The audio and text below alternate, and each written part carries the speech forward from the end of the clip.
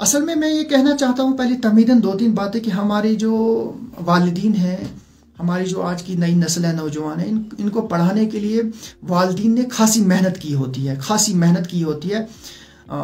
کچھ والدین ایسے ہیں جن کی ماؤں نے اپنے بچوں کو پڑھانے کے لیے اپنے زیور تک بیچے، اپنی زمینیں بیچیں، اپنی جائیدادیں بیچیں، بلکہ کچھ نے تو اپنے لیے جو اچھے کھانے نہیں کھائے، بالکل گزارا کیا، روکھی سوکھی کھائی، لیکن بچوں کو پڑھایا.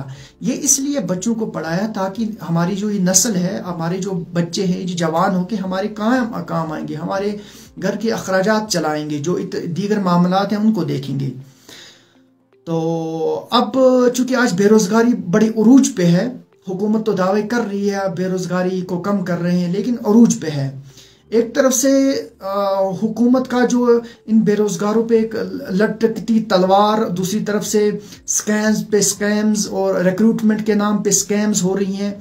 تو دوسری طرف سے ایک پرائیویٹ جو سیکٹر ہے جموں کشمیر کا، یہ ان نوجوانوں کے ساتھ استحصال کر رہا ہے.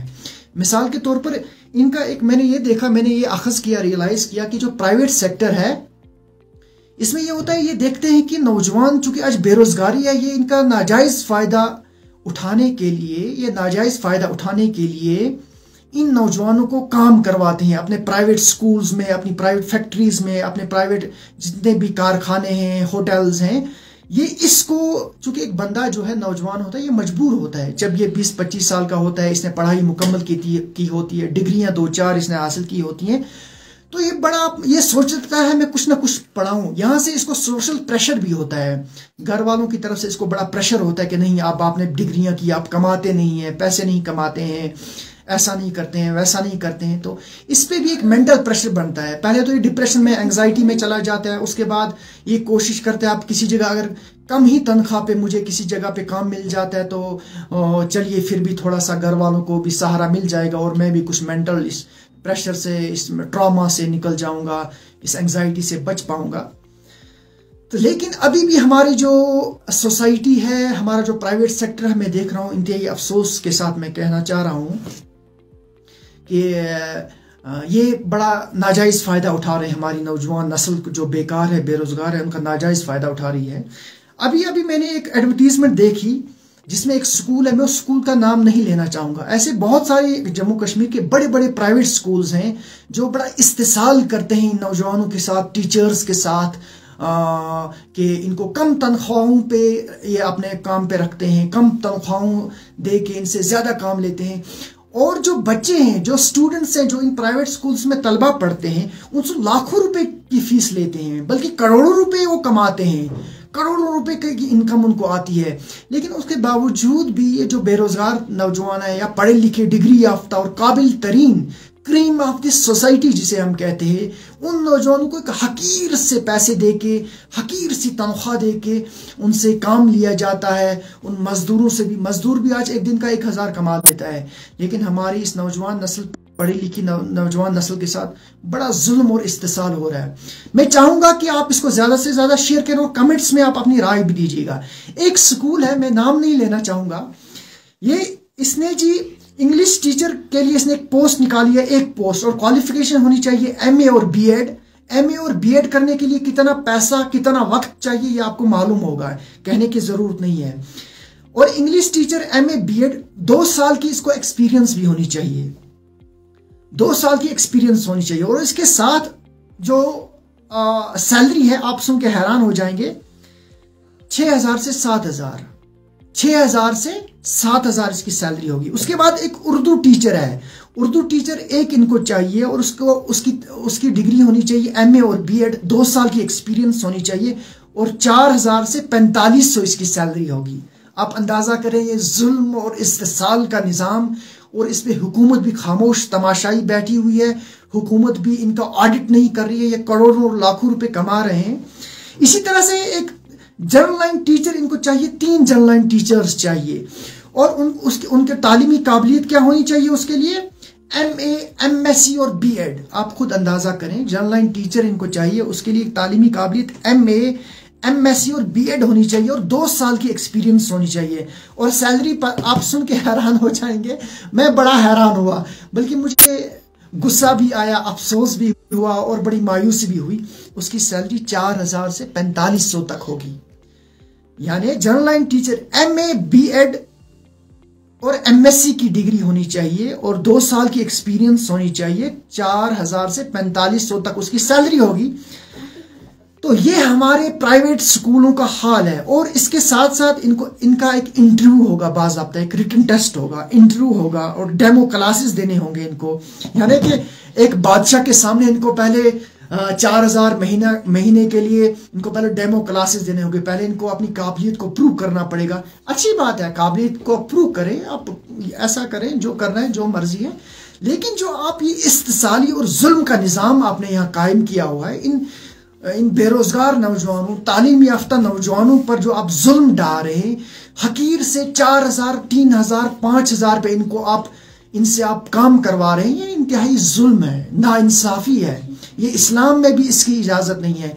इस्लाम भी हमें कहता है कि जिसकी जितनी सलाहियत है और जो जितना हक रखता है उसको उसी तरीके से उसका मुआवजा भी मिलना चाहिए। लेकिन उस्ताद का पेशा एक अजीम पेशा है, पैगम्बराना पेशा है, लेकिन आपने इसको बस यही बिजनेस बना लिया है। आप इसको मजबूरी का फायदा उठा रहे हैं।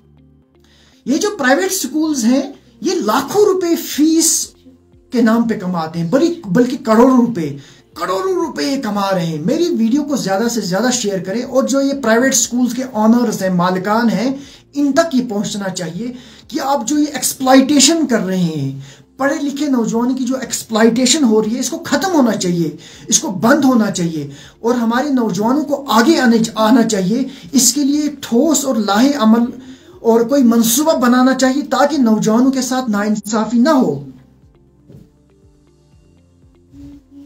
तो मेरा ये कहना था कि ये जो जुल्म और नाइंसाफी का निज़ाम है, ये हमें ख़त्म करना होगा और इनके साथ बात करनी होगी। और मैं इंतज़ामिया हुकूमत से भी अपील करना चाहूँगा, कि इन स्कूलों का ऑडिट होना चाहिए। और जो ये कम तनख्वाहों पे ये इस्तेसाल कर रहे हैं, नौजवानों का कम तनख्वाहों पे ये जुल्म कर रहे हैं, हजारों मिसालें मैं ऐसी दूंगा। आजकल जब आप एडवर्टीजमेंट्स देखते हैं, स्कूल जो निकलते हैं टीचर्स की पोस्ट की, 4000 से 5000 रुपए तक की तनख्वाह दी जाती है। और शर्म नहीं आती है इन इदारों को, इन प्राइवेट स्कूल्स के जो बड़े बड़े इदारे हैं, इनको शर्म भी नहीं आती है कि एक पढ़े लिखे डिग्री याफ्ता नौजवान को, एक जो क्रीम ऑफ दिस सोसाइटी होती है, इनको इतनी कम तनख्वाह पे मैं कैसे पढ़ाऊं। आपकी इस पे क्या राय है? आप प्लीज कमेंट बॉक्स में बताएं और इसके बाद भी हम इस पर बात करेंगे। मेरे साथ एक नौजवान है इस पर बात करने के लिए ऑन लाइव, तो उनके साथ बात करते हैं, देखते हैं वो क्या कहते हैं इस हवाले से। अगर उनसे राब्ता होता है तो अस्सलाम वालेकुम। वालेकुम सलाम। जी, मैं गाजी सोहेल बोल रहा हूं। तो मैं आपसे ये जानना चाहूंगा कि जो प्राइवेट स्कूल्स का जो इस्तिसाली और जुल्म का निज़ाम यहाँ पे चल रहा है, और ये पढ़े लिखे तालीम याफ्ता नौजवानों से बहुत कम कीमत पे, बहुत कम हकीर तनख्वाह पे 4000 5000 पे काम करवा रहे हैं। इस्लाम भी हमें कहता है कि जिसकी जितनी सलाहियत है, जिससे आप जितना काम लेते हैं, उसे उतनी उसका मुआवजा मिलना चाहिए। लेकिन ये हजारों और करोड़ों रुपए बच्चों से फीस लेते हैं, इन बच्चों से, उसके बावजूद इतनी कम तनख्वाह देते हैं। आपका इस पे क्या रिएक्शन है, क्या कहना चाहेंगे आप बतौर एक पढ़े लिखे नौजवान? देखिए, जब मैंने पहले इसको सुबह इस पोस्ट को देखा, आप स्कूल का नाम नहीं लीजिएगा प्लीज, स्कूल का नाम नहीं लीजिएगा। जब मैंने स्कूल का पोस्ट देखा तो मैंने देखा कि वहाँ पर जो टीचर्स क्वालिफिकेशन दी गई है, बहुत हाई क्वालिफिकेशन दी गई है। मास्टर्स कोई बच्चों का खेल नहीं है, बीएड भी दिया गया है उसके साथ। और दूसरे साइड से अगर हम देखेंगे तो उसमें हाफिज भी लिखा था और मौलवी फाजिलत भी लिखा था। तो अगर हम कहेंगे as a Muslim, first priority हमें होनी चाहिए कि अगर हम मुस्लिम देखेंगे, मुस्लिम इसमें दो थे, यानी उनकी जो सैलरी दी गई थी वो बहुत कम थी, उनके साथ बहुत जुल्म था। पिछली बार हमने देखा कि एक बाहर का एक नौजवान था जिसने हाफिज किया था, उसने सुसाइड किया था। तो उसपे बहुत आवाज उठी थी कि ये जो हाफिज था इसने फिर खुदकुशी क्यों की थी, ये सुसाइडल केस क्यों हुआ था। लेकिन लोगों ने दूसरी तरफ नहीं सोचा कि इसने क्यों खुदकुशी की, क्यों खुदकुशी करने पे मजबूर हो गया। क्योंकि जब उसका बैकग्राउंड देखा गया तो उसके घर में भी बहुत बड़ी फैमिली थी, उसके भी 3 बच्चे थे, उसकी बीवी थी, थी, लेकिन उसका भी तनख्वाह अगर देखा जाएगा तो बहुत कम था। वो सर्कमस्टेंस जो उनकी फैमिली के थे वो उनको बराबर नहीं कर सकता था, तो उसकी वजह से उन्होंने सुसाइड किया था। अगर आज भी हम इस पोस्ट पर नजर डालेंगे तो वहां पर हम देखते हैं कि जो टीचर्स हमें ज्यादा मॉरलिटी कहेंगे, जो टीचर्स हमें ज्यादा इथिक्स बताएंगे, उन्हीं लोगों को डिग्रेड किया गया है, उन्हीं लोगों को कम तनख्वाह पे रखा गया है। क्या आज के जो चैलेंजेस हैं अगर हम देखेंगे, जो सोसाइटी में इतने बड़े चैलेंजेस है, इतने बड़े सर्कमस्टेंसेस जो फैमिली के होते हैं, अपने होते हैं, क्या वो इस सैलरी से बराबर कर सकते हैं? नहीं, मुझे आप बताइए। ये बात आपकी सही है, ये आपकी बात सही है कि जो मॉरलिटी, जो इखलाकी तालीम, जो मजहबी तालीम बच्चों को देते हैं। मुझे बताइए जनरली, इन जनरल जब आप बात करते हैं सबकी तनख्वाह कम है, science teacher, general line teacher. मैं वही कहता हूँ, एक में तो अपना प्रायोरिटी देता हूँ कि उन लोगों का भी थोड़ा हाई होना चाहिए। दूसरी तरफ मैं देख रहा हूँ कि हम खुद ही इन्हें किलर्स मर रहे हैं अपने जवानों के, अपने भाइयों की। जब उनकी जो हम क्वालिफिकेशन थे, जब उन्होंने मास्टर्स किया होता है, तो आप देखिए कि उनको कितने साल लगे होंगे उसमें और कितने पैसे उनके घर वालों ने खर्च किए होंगे उस पे, और बाद में जब क्या वो इस सैलरी से अपने सर्कमस्टेंसेस पूरा कर सकते हैं, तो क्या ये पूरा कर सकते हैं? नहीं। फिर भी इनको सोचना था कि अगर हम ऐसे पोस्ट निकालेंगे तो ये खुद भी जाने होंगे कि ये बड़े क्वालिफाइड लोग होंगे जिन्होंने ये पोस्ट निकाला होगा, लेकिन उन्होंने ये नहीं सोचा कि बाहर जो सोसाइटी में आज चैलेंजेस है, क्या इंसान इस सैलरी से पूरा कर सकता है या नहीं। इसलिए मैंने इस पोस्ट को हाईलाइट किया था कि मैंने इसलिए इसका ऊपर कैप्शन लिखा था कि डू सम जस्टिस। सही।